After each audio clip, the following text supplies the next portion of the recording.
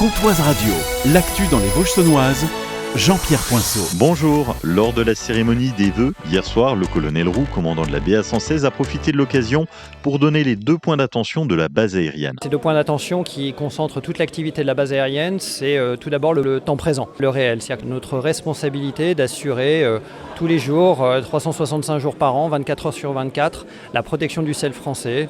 Et cette mission-là, elle est aujourd'hui bien évidemment notre priorité, compte tenu notamment d'un contexte géopolitique international particulièrement troublé. Donc ça, c'est véritablement ce que l'on regarde en tout premier lieu. Et puis, dans un second temps, notre deuxième point d'attention est orienté sur le futur de la transformation de la base aérienne, qui, comme vous le savez, a déjà été engagée depuis plusieurs mois avec l'ensemble des acteurs du territoire. Et c'est là aussi une responsabilité qu'on a vis-à-vis des armées et vis-à-vis de l'ensemble de la nation, puisque la base aérienne 116 de Luxeuil, dans 10 ans, accueillera la composante aéroportée de la dissuasion nucléaire française, ce qui constituera un point névralgique de la défense française.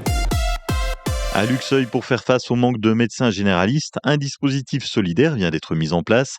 Un médecin près de chez vous permet à des praticiens venus d'autres régions d'assurer des consultations ponctuelles dans les zones en sous-effectif. Premier médecin en poste, Claire Paul, 36 ans, originaire des Landes. Elle consulte jusqu'à la fin du mois la maison de santé. D'autres médecins vont se relayer dans les prochaines semaines et des créneaux sont encore disponibles. Ces consultations visent surtout à dépanner, renouvellement de traitement ou urgence du quotidien. En parallèle, l'arrivée de nouveaux médecins est attendue à Luxeuil cette année. Un nouveau jugement dans l'affaire de l'assassinat de Simon Arthuis, tué en août 2021 à Plancher-Bas pour une affaire de crypto-monnaie. Hier, le tribunal judiciaire de Vesoul a condamné Priscilla Ardouin à 5 ans de prison ferme. Elle était poursuivie pour ne pas avoir empêché ni dénoncé le projet criminel alors qu'elle en avait connaissance. C'est la peine maximale prévue par la loi pour ce délit. Le jeune homme de 19 ans avait été drogué puis poignardé près d'un étang. Le mobile récupéré 200 000 € en crypto-monnaie.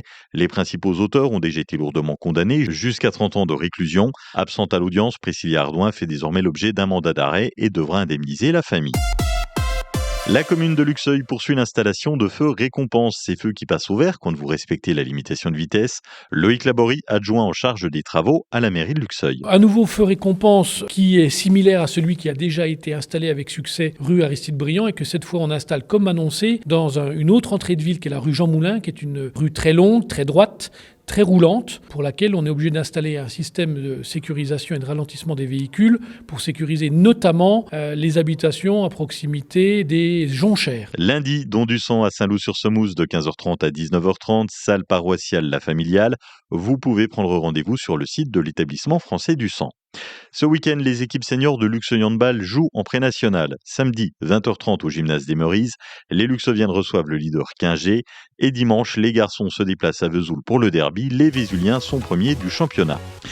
La qualité de l'air est bonne dans le pays de Lure et sur Sceaux et ses alentours. Cet après-midi, nous avons un ciel gris et pluvieux. 5 degrés à Plombières, 6 de Lure à Luxeuil, 6 à Sceaux, Saint-Loup, Fougerolles, Boré et Ménil-Jobert. Demain, un ciel entre nuages et éclaircies avec 6 degrés au maximum.